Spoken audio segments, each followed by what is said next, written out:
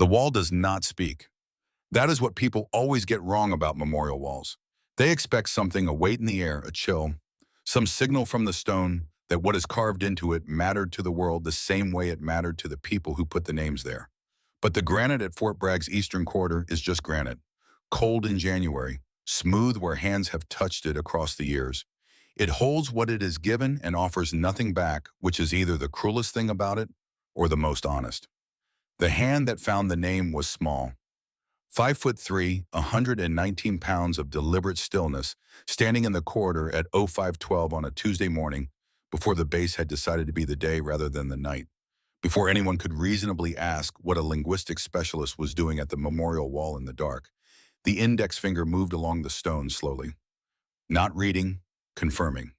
Captain James Reeves, KIA Somalia, September 14th, 2019. The hand stayed for 11 seconds. Then it withdrew. The woman turned and walked away without looking back, her footsteps making no sound on the polished floor. Her breathing measured at a rate that had nothing to do with grief and everything to do with a discipline so deeply embedded it had become indistinguishable from stillness. Cut to a different room, a different floor. The same hand pressed flat against the tactical mat, blood from a split lip dropping onto the mat below it in a pattern too even to be accidental. The fluorescent lights overhead humming above a room that had not yet decided what it was going to mean. 11 seconds at the wall. 3 drops of blood on the mat. 121 days between the moment Major Derek Voss received his assignment as Senior SEAL Instructor for the Joint Multinational Readiness Program and the moment Sloan Reeves requested participation in his CQB demonstration. This is not a story about coincidence. This is a story about patience and about the difference between waiting, which is what you do when you have no choice, and patience, which is what you do when you have decided that the right moment matters more than the current one. Fort Bragg in January sits under a sky the color of old concrete. The cold is dry and specific, the kind that settles into the joints of men who have been ignoring their bodies for decades and reminds them of every decision they ever made about what they could endure. The Joint Multinational Readiness Center occupies a cluster of buildings in the installation's northeast quadrant, angular, utilitarian, built for function rather than impression. Inside those buildings for 6 weeks beginning the second Monday of January 43, officers from 11 nations would train together, argue together, eat the same institutional food, and attempt to construct the kind of operational trust that takes years to develop naturally and 6 weeks to approximate under pressure. Sloan Reeves had been at Fort Bragg for 5.5 years. Most people on the installation knew her as the quiet one in the linguistics office. Arabic, Pashto, Dari. She was good at it, genuinely good, not the performed competence that surfaces for supervisors, but the kind that produces results at 2 in the morning when an intercept needs contextual analysis and the duty officer is out of options. She filed clean reports. She kept accurate records. She ate lunch alone most days and ran the base perimeter at 0515 with the consistency of a mechanism that had been calibrated once and not needed adjustments since. She had been waiting for this specific program for 121 days since the moment Derek Voss's assignment as senior instructor was posted in an internal memo she was not officially supposed to have seen. She had been waiting for Derek Voss himself for 5.5 years. What Sloan Reeves actually was, who she actually was, beneath the linguistics credential and the quiet efficiency and the morning runs, is a question that takes time to answer properly. The answer begins, as most true things do not, with what is visible, but with what is carried. In her quarters on the night before the program began, she sat on the edge of her bunk with a small wooden box in her lap. Government-issue furniture around her. A single lamp. The base settling into its nighttime sounds, outside engines, distant voices, the mechanical pulse of a place that never fully sleeps. She opened the box with the ease of long familiarity. Inside, a worn challenge coin with no identifying markings, a photograph and a folded piece of paper whose creases had gone soft as cloth from years of handling. The photograph showed a man in uniform standing in a landscape of pale sand and harder light. Medium height, lean, the kind of build that comes from endurance training rather than weight rooms. He was smiling in the way that serious people smile when they are trying to reassure whoever is holding the camera. His eyes did not participate in the smile. His eyes were the same as his daughter's, dark, specific, measuring something just past the frame. Captain James Reeves, Ghost Ridge. The unit that did not officially exist until the men in it died, and then still did not officially exist because acknowledging it would require acknowledging what happened to it. Sloan did not unfold the letter that night. She had read it enough times that she could recite it in any of her four working languages. She pressed her palm flat against the folded paper once, then closed the box and placed it under the bunk. She turned off the lamp.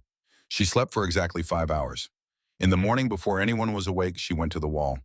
The first time Sloan saw Derek Voss in person was during the program's opening briefing on Monday at 0800 hours in a room that smelled of fresh coffee and old ambition. 43 officers arranged in curved rows. 11 nations represented. Morning light through narrow windows in pale horizontal bars across the floor. Voss stood at the front of the room with the practiced ease of a man who had spent 20 years learning to occupy space in a way that made others feel they were occupying it incorrectly. He was large, the kind of large that has maintained intentionally a daily argument with physics. His seal trident caught the light when he moved. His uniform was immaculate in the way that communicates not cleanliness, but correctness, every ribbon aligned, every crease a statement about who sets the standard in any room he enters. He spoke with a voice that had been trained to carry across open ground, and he used it the way certain men use physical presence, not to communicate, but to establish. Sloan sat in the third row. She held a notepad and a pen. She took notes in Pashto because it was faster for her and because no one would look over her shoulder and understand what she had written. What she wrote was not translation. It was observation, the way Voss cataloged faces spending a fraction of a second longer on female personnel. The way his left hand closed briefly when the room produced a laugh he had not arranged. The specific rhythm of a man who has never in 2 decades been genuinely surprised by a result he caused. One word at the bottom of the page in English, confirmed. In the back left corner of the briefing room, Master Sergeant Garrett Lund of the British SAS stood with his arms crossed and a cup of coffee going cold in his hand. He was not physically imposing, medium build, somewhere in his mid-40s, the kind of face that is easy to forget because it has learned to work at being forgettable. He had been watching Sloan Reeves since she entered the room, not the way men watch women, but the way operators watch people who are managing their breathing in a room that does not require breath management.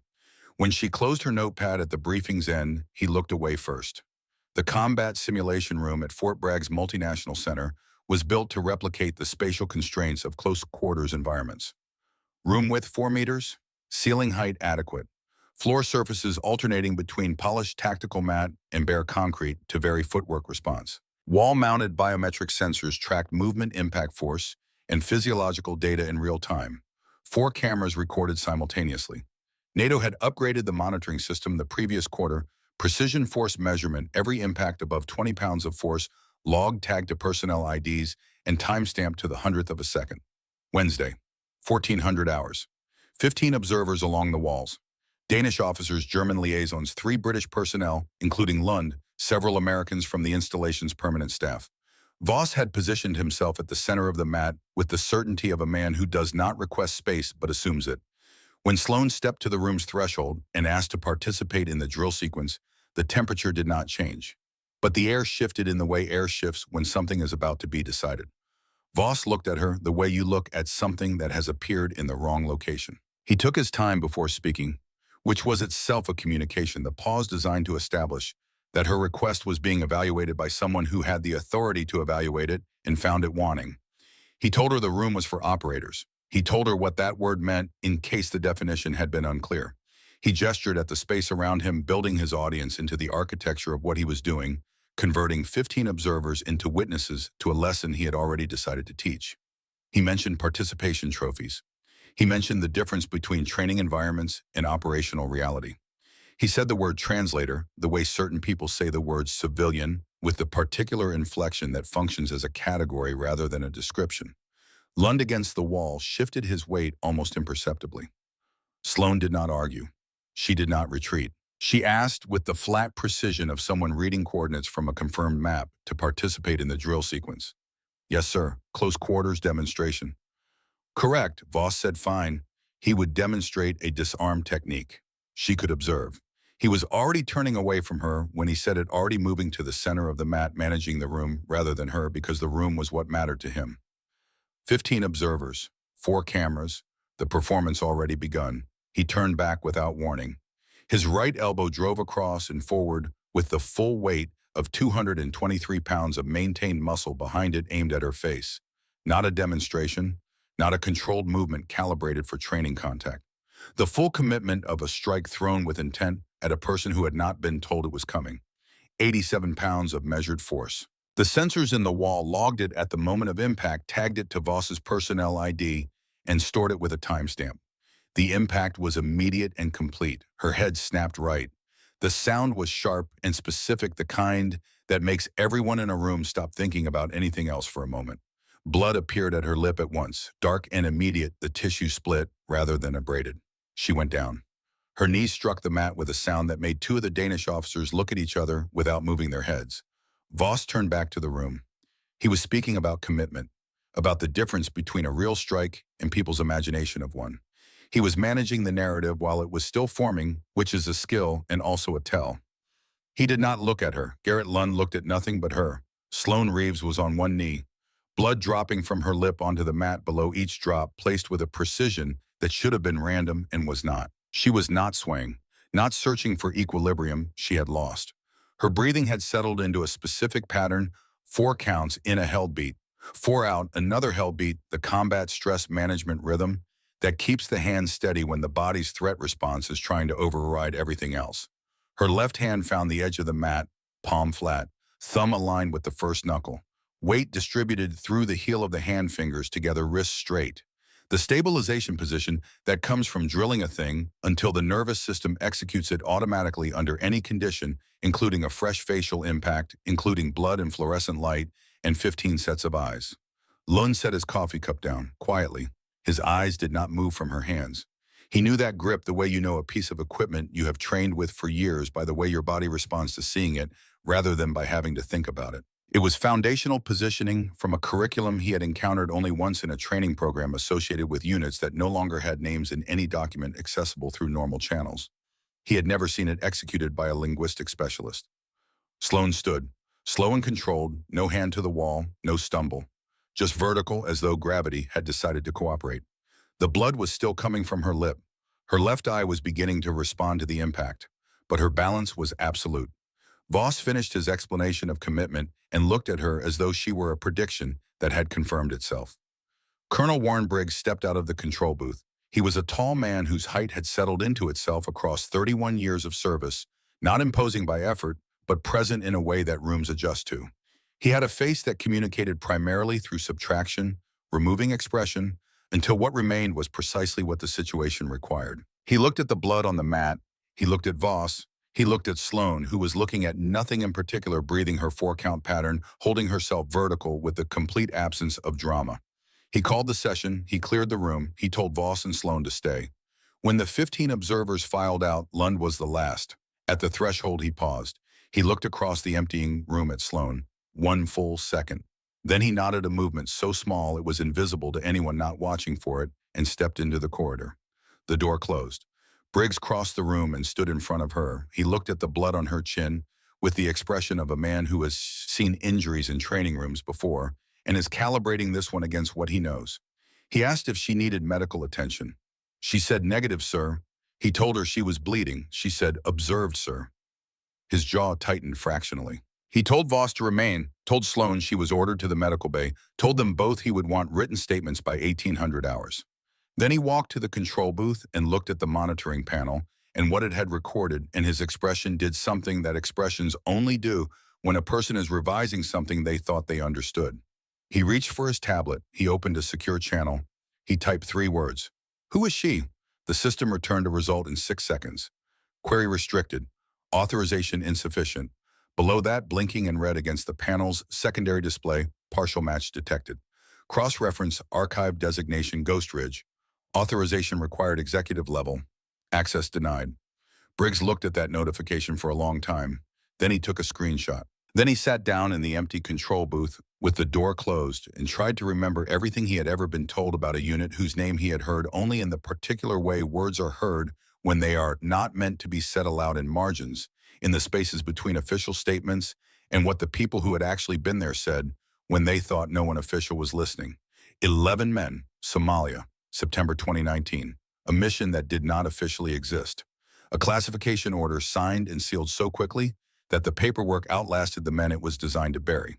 He stared at the biometric data on his screen. 87 pounds, safety ceiling 30. A woman who had stood up from that impact the way operators stood up in training, the way people stood up when standing up had been drilled into them until it was no longer a decision. He opened a second query to the secure channel, then a third. Both came back with the same answer: query restricted, authorization insufficient. He sat with the empty room for a long time. That evening, Sloan ran the base perimeter, 3 miles at her standard pace. The bruise had already begun its spread, purple and green, moving from her cheekbone downward, her left eye half closed, the cut on her lips sealed but tight. The cold air made the impact sites ache in a specific way that she noted and filed and did not otherwise respond to. In the dining facility afterwards, she ate alone, fork to plate to mouth with the efficiency of someone who treats food as fuel rather than experience. Voss entered with 3 junior officers who laughed at his observations and confirmed his assessments and generally orbited him the way smaller objects orbit larger ones, close enough to benefit from the gravity, careful enough to avoid the pull.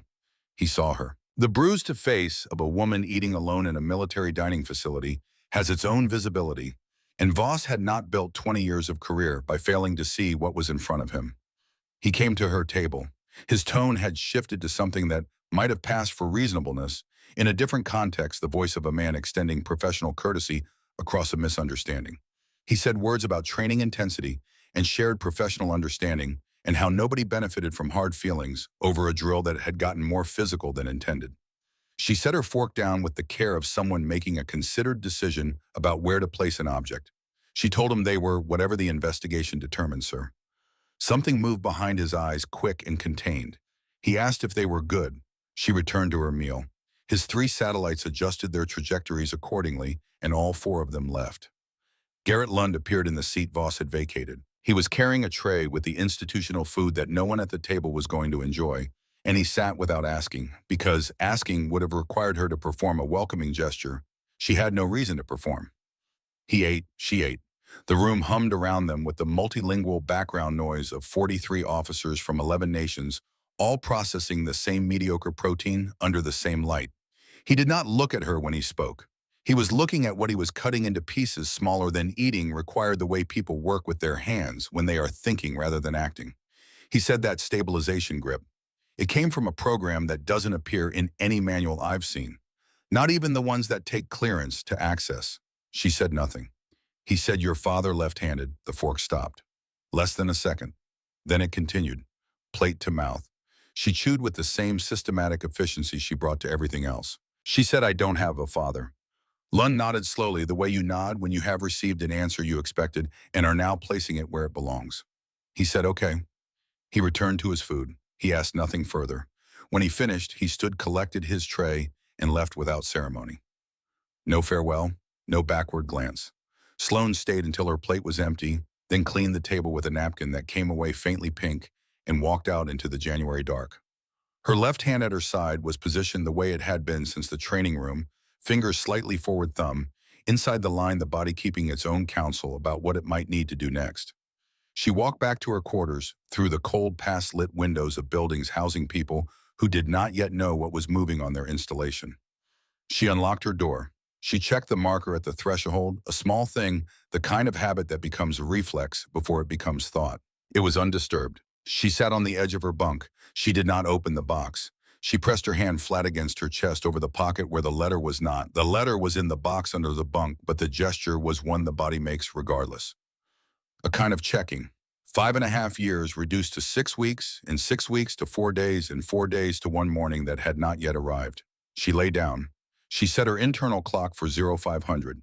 In the control booth across the installation, behind a panel that glowed softly in the otherwise dark room, a biometric system held its restricted query open against a classified archive, waiting for authorization that was not coming through normal channels, its small red indicator light pulsing into the empty space with the patience of a mechanism that has no opinion about whether anyone is watching. The first thing Voss took was her name on the roster. It happened on Thursday morning, 41 hours after the training room, while Sloan was running the perimeter in the dark, and the base was still deciding whether to become the day. The advanced training schedule for the Joint Multinational Readiness Program was posted at 00600 outside the range office. 12 names. Hers was not among them. She read the list twice, confirmed what she was seeing, checked the date and the program week designation. Then she walked to the range office and knocked on the door of Captain Douglas Hale, who answered holding a coffee mug with the expression of a man who had been anticipating this conversation and had made peace with not wanting to have it. He told her the list had been revised, medical grounds. Major Voss had submitted the change the previous evening. She told him her medical clearance had been filed at 1700 hours the prior afternoon. Full duty status, signed it and logged. He told her she would need to take that up with Major Voss. She asked who had authorized a roster modification that required multinational coordination without going through the duty officer. Hale's coffee mug traveled to his lips and remained there slightly longer than drinking required. He said he posted the names he was given. He said if she had a problem, she could file a complaint. He said all of it with the practiced neutrality of a man who has made a calculation and chosen the side with more institutional weight. She left without raising her voice. Behind her through the range office window, Hale watched her go. Then he picked up his desk phone and dialed a 3-digit extension. He said she had come, that she had not made a scene, that he did not like the situation, but was not going to put himself in front of it. Then he hung up and tried very deliberately not to think about the specific way Sloane Reeves had looked at him on her way out. Not angry, not surprised. The way someone looks at a road sign they have already recorded and no longer need to read. The second thing Voss took was her clearance. By 1,000 hours, her security card was declining at access points it had opened without incident for 5.5 years. Not expired, not suspended for renewal. Declined the administrative category that requires active intervention from someone with access to the security management system, someone who has submitted a formal flag with a justification code and a signature. The specialist at Security Administration was named Greer, and he processed her inquiry with the mechanical fidelity of a person who has long since stopped forming opinions about the material he handles. He told her the flag indicated a pending security review. The investigating officer assigned to clearance matters at her level was Colonel Warren Briggs. She thanked him and left. The third thing arrived at 14:30 hours as an email from an address she did not recognize.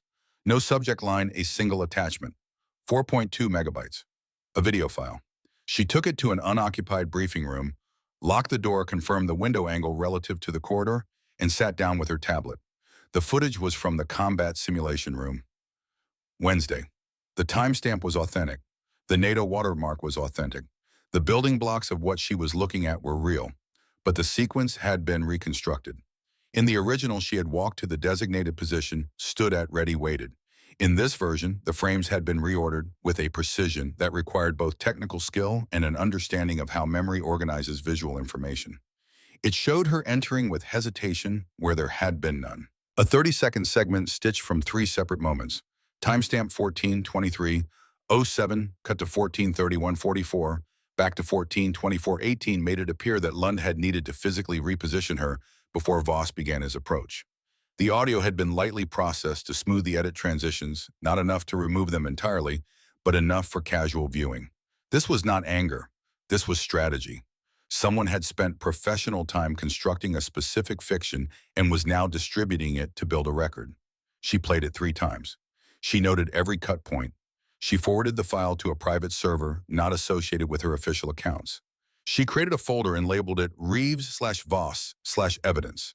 She placed the video inside alongside the routing metadata from the email header, which she had already begun tracing. The routing ran through 4 internal relay points within Fort Bragg's network, terminating at a workstation in the SEAL Instructor Office Suite Bay 3, assigned terminal and logged activity between 1100 and 1300 hours on the day the message was sent. She completed the trace, documented the result, added it to the folder. Then she deleted the email from her visible account, locked her tablet, and returned to the linguistics office. There were Pashto intercepts in her queue that needed contextual analysis. The work was real, even when the role was not, and maintaining a cover across 5.5 years had taught her that the actual function and the assigned function needed to be the same thing at all times, because the details that get a person noticed are always the ones that don't add up. She filed 3 annotated intercepts by 1800 hours. She ate dinner. She ran the perimeter at 1930. She returned to her quarters at 2010 and sat on the bunk and looked at the floor for a while. Then she pulled out the wooden box. She had not read the letter in 6 weeks. There had been no reason to. She had it memorized in 4 languages. But there is a difference between knowing a thing and reading it, and tonight was the kind of night that requires the reading. She unfolded the paper. The creases were soft as old fabric. Sloan, if you are reading this, then I did not come home. I want you to know that I went knowing the odds and I went anyway, because that is what the job requires and what I chose to give it. That part is not your grief to carry. It is mine to have made, and I made it willingly. I only ask one thing of you. What I taught you, the patience, the discipline, everything we built together from the time you were old enough to hold a position without moving, I need you to promise me you will not use it for what you are already thinking about using it for. Not revenge, not justice by your own hand. Those things will hollow you out until nothing left would be recognizable to me. Use it to live. That is all I am asking. Use what I gave you to build a life worth the years you are going to put into it. I love you. I'm sorry I won't be there. 5.5 years she had honored that letter by not using the things her father had given her, the sniper fundamentals that had begun when she was 10 years old, the CQB framework drilled from 14, the stress management disciplines so embedded in her nervous system that she breathed them without deciding to. She had taken all of it and contained it. In its place, she had built a different kind of capability: documentation, observation, the slow accumulation of evidence that could survive institutional challenge. No revenge, justice through the correct mechanism. The system, not her hands. That had been the agreement she made with a letter from a man who was not there to enforce it. She folded the paper, placed it back in the box, set the box on the floor beside the bunk, and stood up. She put on her jacket and walked to the armory. The specialist on the equipment cage that evening checked her ID, noted the access flag with the expression of someone who has been told to be careful about something without being told why, and ultimately accepted the general duty authorization that still covered basic armory access. Sloan moved through the cage to the section where rifles for the next morning's qualification exercise had been staged. 12 weapons. She checked them methodically, serial number by serial number, working down the line with the attention of someone for whom an equipment inspection has never been a formality. She found the first one at position 4, a fine scratch on the mounting rail, new enough that the metal still carried a slight brightness at the score's edge. She ran her thumbnail along it. The locking mechanism had been filed not enough to fail immediately, not enough to show at a glance, but enough that under the repeated recoil of a firing sequence, the optic would shift. A 1/4 inch at the scope translated to 200 meters meant consistent impacts to the right that would look to any observer like a shooter who could not hold zero. She found 2 more. Positions 7 and 11, the same scratch, the same deliberate insufficiency. 3 rifles out of 12, each bearing the same mark, each assigned by roster to the same qualification lane. She photographed each weapon, noted the serial numbers and positions, logged everything in the evidence folder on the private server. Then she checked the tag on position 7, rifle number 17. She picked it up. She worked the action. She checked the chamber the way her father had taught her, each step its own complete action, no steps combined into shortcuts. She settled the stock and looked through the optic at the armory wall 8 meters away and felt the small telling instability in the mounting. At 200 meters with any wind at all, this rifle would produce results that looked like incompetence. That was the design. She lowered the weapon, looked at the serial number. She carried rifle 17 to the checkout counter and signed for it. The specialist looked at the tag, looked at the access flag on her ID, looked at her bruised face with the professional and curiosity of someone who has decided the past 48 hours are above his pay grade. He completed the paperwork without comment. She was crossing back through the equipment cage when Garrett Lund appeared in the entrance. Civilian clothes, dark jacket, no insignia. He was not supposed to be in this section of the building at this hour. He was there anyway. He looked at her. He looked at the rifle. He looked at the tag, 17. He stood in the entrance for a moment, and she watched him understand what he was looking at, not just the weapon, but the choice it represented. The signed checkout form. The deliberate selection of a rifle that someone had modified to guarantee her failure. He did not ask if she knew. He did not ask why she would do that. He looked at her for 3 seconds with the expression of a man who has answered his own questions, and then he said, "I'll be at the tower." "Oh, 600. He was gone before she could respond. She stood in the equipment cage with rifle 17 in her hands and listened to his footsteps become silence, and then to the ambient sounds of the bass settling into its late evening rhythms. She field stripped the weapon at her quarters that night and cleaned each component with the systematic thoroughness of someone who understands that the relationship between a person and their equipment is not incidental. At 22:15, her tablet produced a notification, an encrypted message from a routing address she had established 18 months prior. 7 words Somalia files unlocked. Sentinel actual sends. She opened the attachment. 43 pages. A complete mission debrief for Operation Designation, September 14th, 2019, filed in real time by the Ghost Ridge Command Element, her father, and classified within 72 hours at a level that had placed it beyond any normal access pathway. The classification order was attached. 3 signatures on it from individuals who currently held positions of significant institutional authority. She read the radio logs first. 0203 hours, September 14th, 2019. Coordinates transmitted by Ghost Ridge Command Element to tactical liaison assigned to the mission. Grid reference confirmed accurate to 6 digits. Landing zone designated. Extraction time for 0247, 0211 hours. Same tactical liaison call sign Rampart retransmitting coordinates to the 2 Black Hawk crews on standby. Grid reference differing from the original by 412 meters. Southeast. Into a dry riverbed identified in pre-mission intelligence as a known hostile staging area. 8 minutes. The distance between what her father transmitted and what Derek Voss retransmitted was 8 minutes and 412 meters and 11 lives. She read the post-mission investigation twice. It had been conducted by a 3-person team whose lead investigators' names she recognized from a congressional committee roster she had memorized 4 years ago.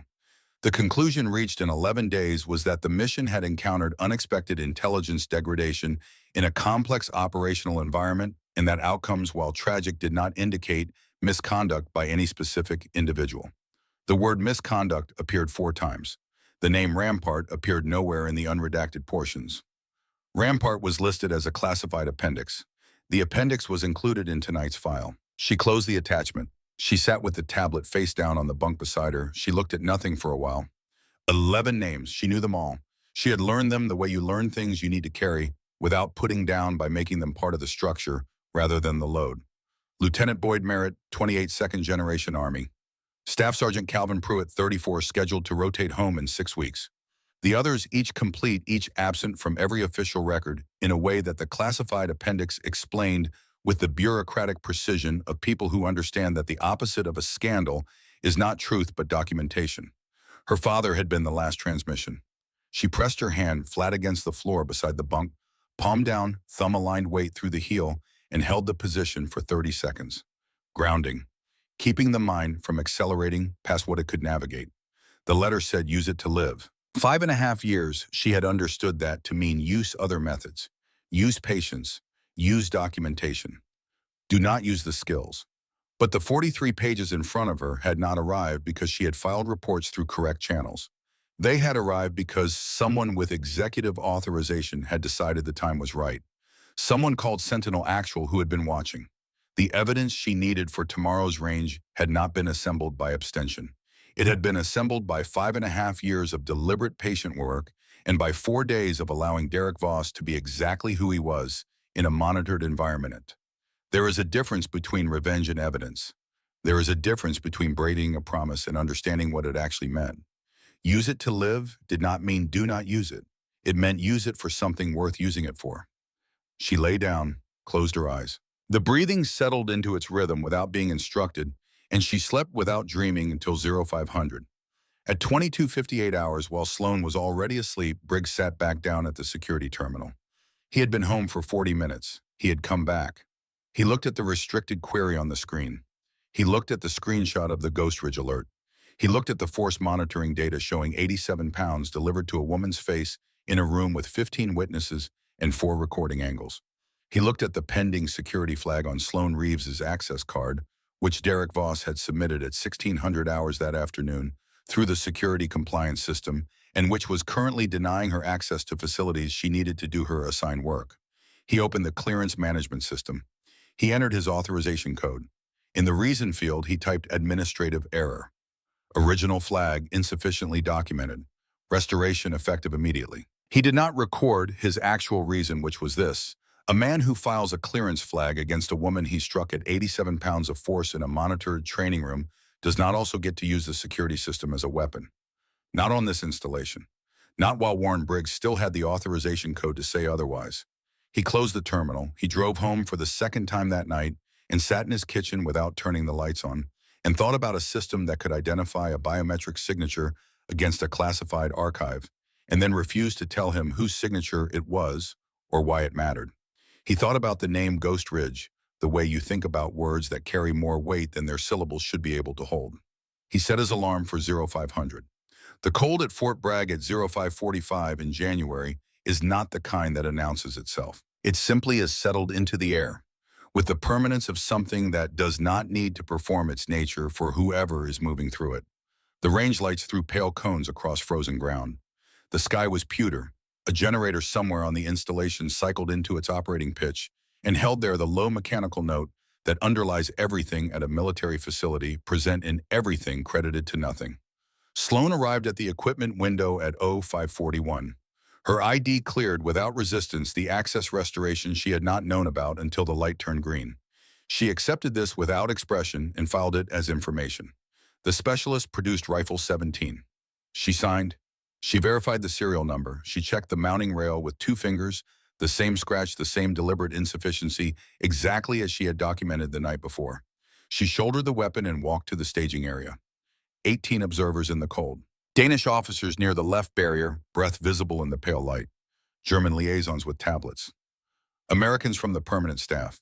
Garrett Lund was already at the observation tower 12 meters above the range floor binoculars at a precise angle, giving him simultaneous sight line to the firing line and the target array. Colonel Briggs stood to the right of the control booth. He had a coffee cup that he had not drunk from since arriving. He was looking at the range with the expression of a man who made a decision the night before and is now committed to watching it resolve. Derek Voss stood at the range master position. He had the look of a man who has set up a system and is waiting for it to produce the result he designed it to produce. His clipboard, his instructor bearing, the trident on his chest catching the early light. He looked at Sloan when she took her position in the staging area, and his expression did not change significantly. But his clipboard hand shifted its grip, and she noted it. Standard NATO precision protocol. Voss announced, his voice carrying across the range with practiced authority. 10 rounds, 200 meters, 10 targets, 60 seconds. Minimum qualification, score 7 hits. Questions? No one spoke. Captain Reeves, he said, consulting his clipboard with deliberate care. You're first. She walked to the firing line. She settled the rifle into her shoulder. She looked through the optic. The reticle floated. The instability in the mounting was there exactly as expected, a small but definitive movement that communicated clearly and immediately that the zero she would establish would not hold past the first round's recoil. The optic would shift. What had been centered would be right of center. At 200 meters, the math was not in her favor.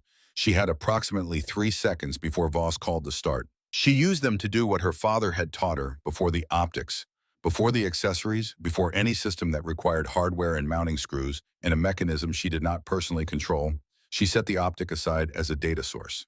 She returned to the iron sights. Front post, rear aperture target behind them in its proper place in the focal hierarchy. The geometry that cannot fail because it has no moving parts. Her breathing settled. Voss called the mark. 10 rounds in 47 seconds. Each shot placed with the patience of someone who has been taught that the trigger breaks when everything is correct, not when the shooter decides it should be. The rifle cycled between rounds, and the muzzle returned to position, and the sight picture reestablished itself in the interval between breaths, and the sequence repeated 10 times without interruption or hesitation. Each round following the previous one, with the consistency of a person who has done this particular thing enough times that the variables the course designers had assumed would matter, the damaged optic, the cold, the audience, the bruised face, the 4 days of accumulated pressure, had been sorted below the threshold at which they affect the outcome. Cease fire. The target carrier moved forward from 200 meters on its mechanical track. It arrived at the scoring position, and the holes in the paper were visible from the firing line. 9 rounds in the inner scoring ring, one clipping the 9 ring at the 7 o'clock position. 98 out of 100. Voss looked at the target for 8 full seconds. No one on the range moved or spoke during those 8 seconds. Then he turned. She held the rifle out toward him. Sir, the mounting rail on this weapon has been compromised.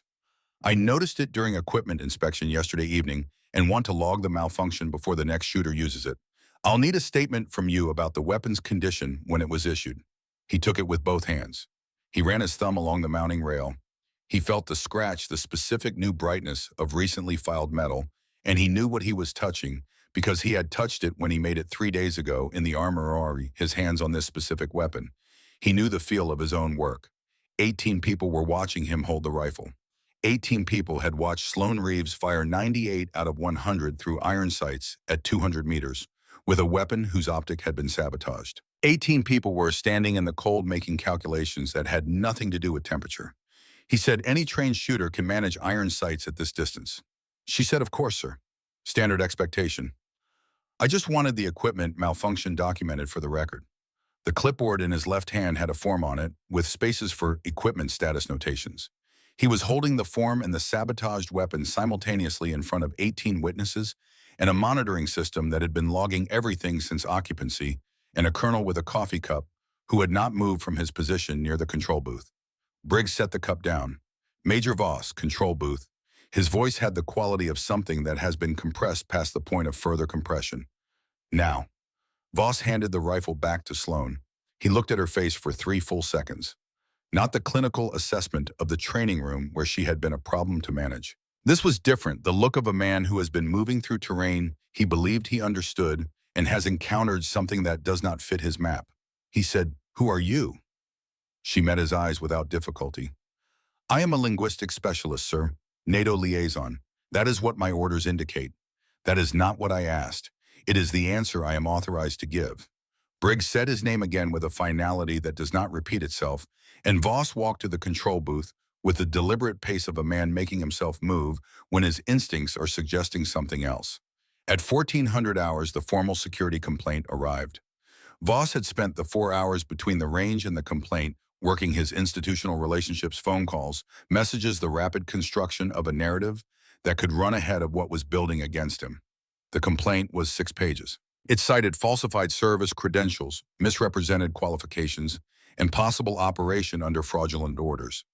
It named 3 senior officers as recipients and copied a general at the Pentagon whose name had appeared Sloan knew from her records work on the committee that had reviewed and affirmed the Somalia investigation's conclusions in 2021.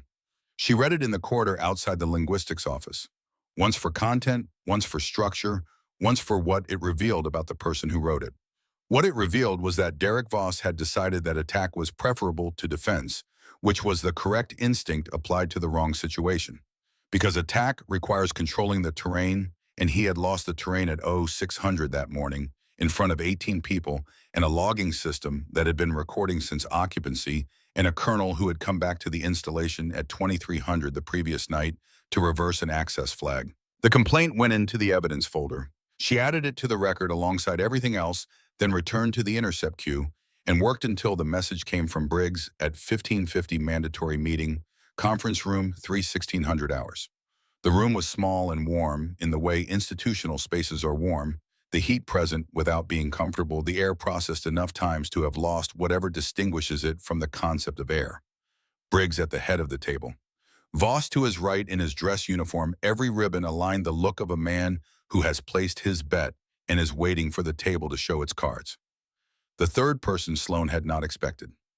Not today, not this quickly, which meant the timeline had moved faster than she had calculated, which meant Sentinel Actual had been closer than she had known. Agent Kathleen Farrow was somewhere in her late 50s, with the kind of face that accumulates authority through use rather than rank. She wore civilian clothes and carried a briefcase that she placed on the table without opening it.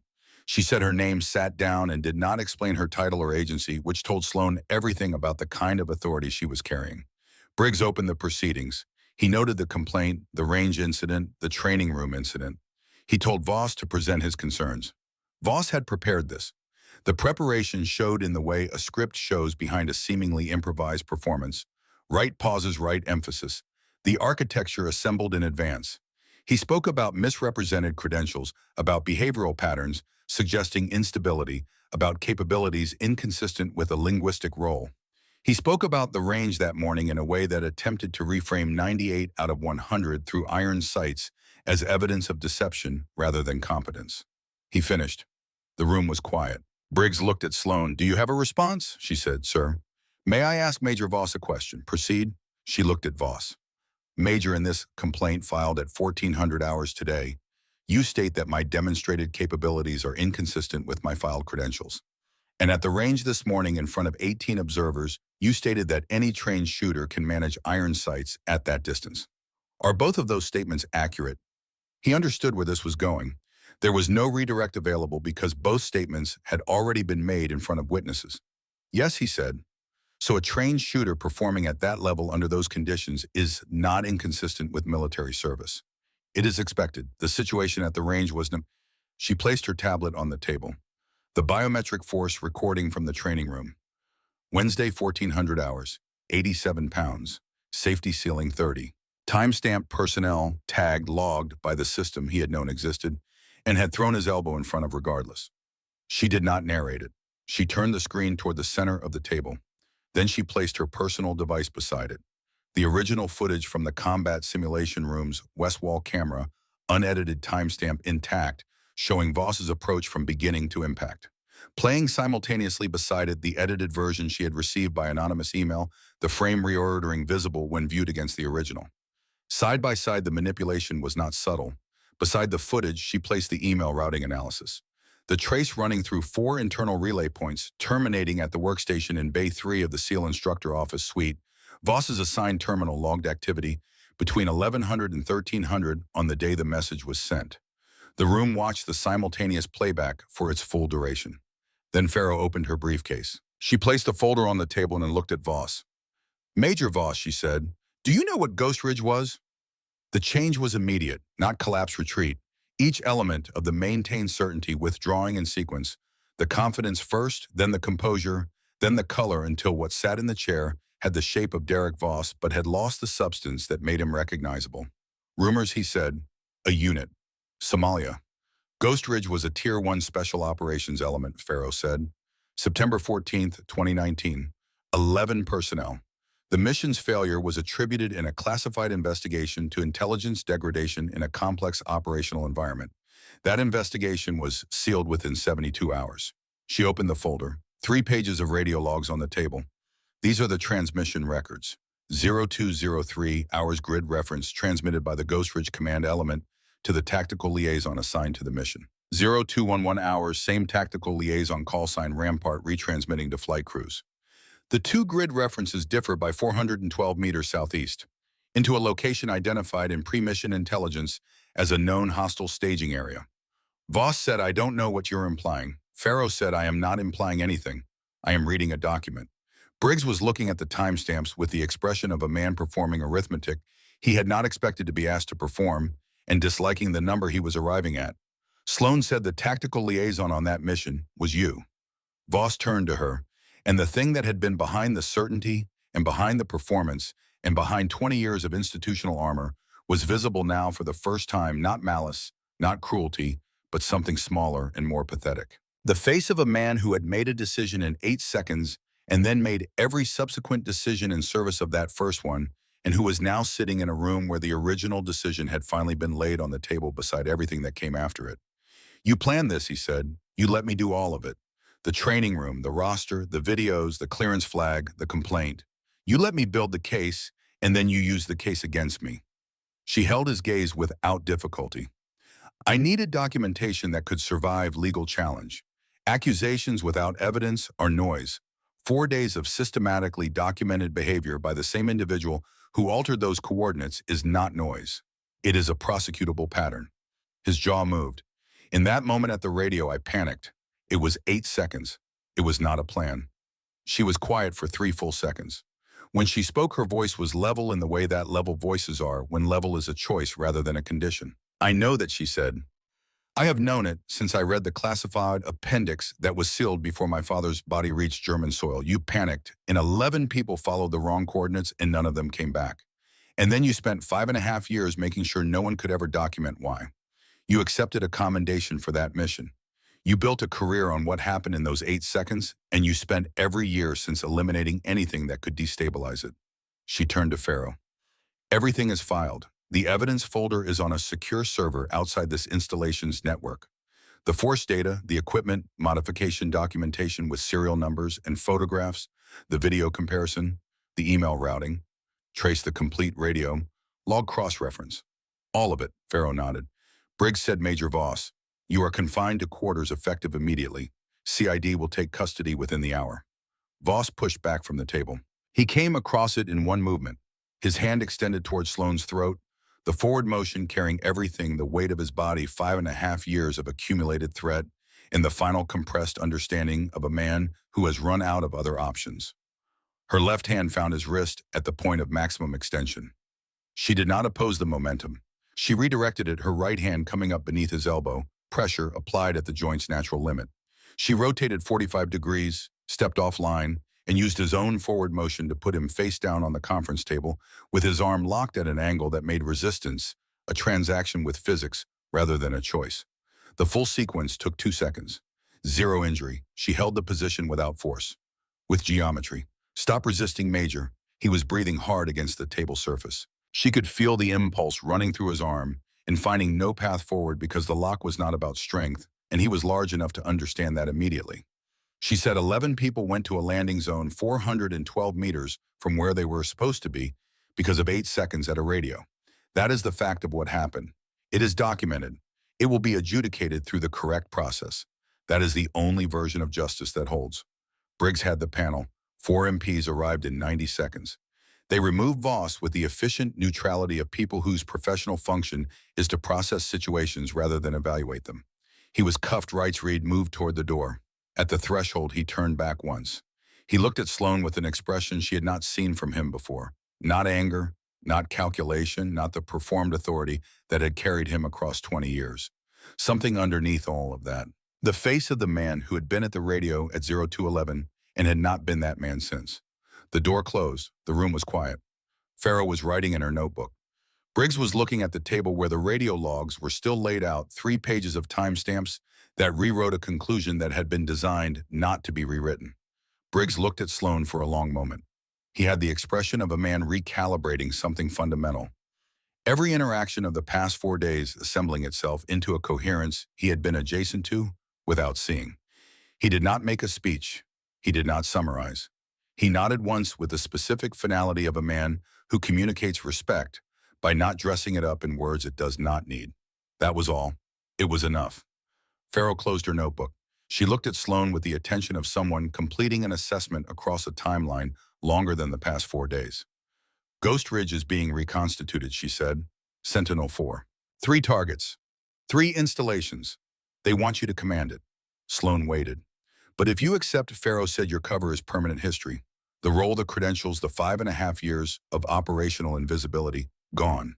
The people who need to know will know who you are. Sloan looked at her hands, at the pocket where the letter was. Not the letter was in the box in her quarters, but the place where it would have been. Use it to live. 5.5 years she had understood that as a prohibition. Tonight she understood it as a direction. Her father had not been asking her to bury what he had given her. He had been asking her to choose something worth pointing it at. She said, I will accept. Farrow made her note. Then, without looking up from the notebook, one more thing. The general who signed the cover order on the Somalia investigation.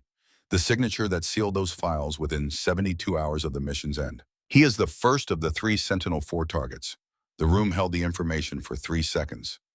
Briggs set his pen down. The general whose signature had turned Ghost Ridge from a mission into a classification designation. The man whose committee had reviewed the original investigation in 2021 and affirmed its conclusions, which meant he had looked at what was buried and chosen to leave it there, and then chosen it again, which made the original 8 seconds at the radio, one decision in a longer chain of decisions made by more than one person. Sloan said, when do we start? Farrow closed her briefcase. Monday. 3 weeks later, the wall at Fort Bragg's eastern corridor held something it had not held before. The granite was the same cold in January, smooth where hands had touched it for years, holding what it was given without offering anything back. But 11 new plaques occupied a section that had been bare, the engraving fresh and precise against the older stone. The Ghost Ridge insignia at the top of each one, unfamiliar to most people who passed through the corridor because it had not officially existed until the death's bearing, it could no longer be officially denied. Sloan stood in front of the first plaque. Lieutenant Boyd Merritt, 28 years old. He had been standing 4 meters from her father when the radio transmitted the wrong coordinates. And he had done what every person in that aircraft did. He had followed them because trust in the chain of transmission is the operational agreement that makes the whole architecture function. The architecture had been broken at the point where a man had put his hand on the radio and his fear had made a decision his judgment was too slow to correct. She did not touch the plaque. She stood before it with her hands at her sides, her breathing at its standard rate. The January cold, the same as it had been 22 days ago, when she had stood in this same corridor in the dark and confirmed a different name on a different section of the same wall. Garrett Lund was to her left, not looking at the wall, looking at the corridor beyond, providing the kind of security that is not an assignment but a default, the way certain people orient themselves in any space that matters. He had not spoken since arriving beside her. He said without turning his head, "Your father trained at Dam Neck in 2004. I was there on an exchange rotation. 2 weeks. He was the best at patience I ever saw in a person." She looked at Merritt's plaque. Lund said, not waiting. Patience. There's a difference. Waiting is what you do when you have no choice. Patience is what you do when you have decided the right moment matters more than the current one. He had not said your father would be proud of you. He had not said you did the right thing. He had said what her father had been specifically as a person, one quality, one observation offered without interpretation or ceremony. That was all. It was more than enough. Pharaoh appeared at the corridor's far end, walking with the measured pace of someone who has arrived at the appointed time and is not in a hurry. She stopped beside Sloan. She did not look at the plaques. She said the briefing package will be on the transport Monday morning. 3 dossiers. You'll have the flight to read them. Sloan nodded. Pharaoh said the general is in Stuttgart. He has been in his current position for 14 months. The pattern is the same as Voss authority used to eliminate institutional threats documentation buried at the administrative level, a network of individuals whose continued positions depend on the original findings holding. He is careful. He has had 5.5 years of practice at being careful. So have I, Sloan said. Pharaoh looked at her for a moment. Then she left her footsteps receding down the corridor, and then absent, and the space returned to the sound of the installation moving through its morning vehicles. Distant voices, the layered mechanical sound of a facility that does not pause. Lund had not moved. He would stay until she moved, which was the kind of thing certain people do without being asked and without requiring acknowledgement. She had known men like that. Her father had been one. She looked at the 11 plaques one last time. 11 names, each one specific, each one a person who had followed, confirmed grid references to a location 412 meters from safety, because the system they trusted had been broken at a single point by a single decision that lasted 8 seconds and cost everyone but the person who made it everything. Boyd Merritt, Calvin Pruitt, 9 others whose names she carried the way her father had taught her to carry things that mattered not as weight but as direction. She pressed her palm flat against the stone beside Merritt's plaque. 30 seconds, the cold of the granite moving into her hand and up through her wrist, solid and specific and real, the way things that hold names should be. Then she lifted her hand and looked at the wall one final time. Below the last plaque, cut into the granite in letters too small to read, from a distance placed there before dawn, by a hand she did not know and had not arranged, Ghost Ridge remembers. She turned from the wall. Lund turned with her one step behind and to the left, and they walked the corridor without speaking, their footsteps quiet on the polished floor, moving toward the far end and the installation beyond it, and the transport on Monday, and 3 names on 3 dossiers in 3 countries, where the same pattern was running under different names and the same institutional silence was protecting the same kind of decision made by the same kind of person for the same kind of reason. She did not look back at the wall. She was already carrying it. 11 names, 3 targets. The work already in motion. She did not break stride.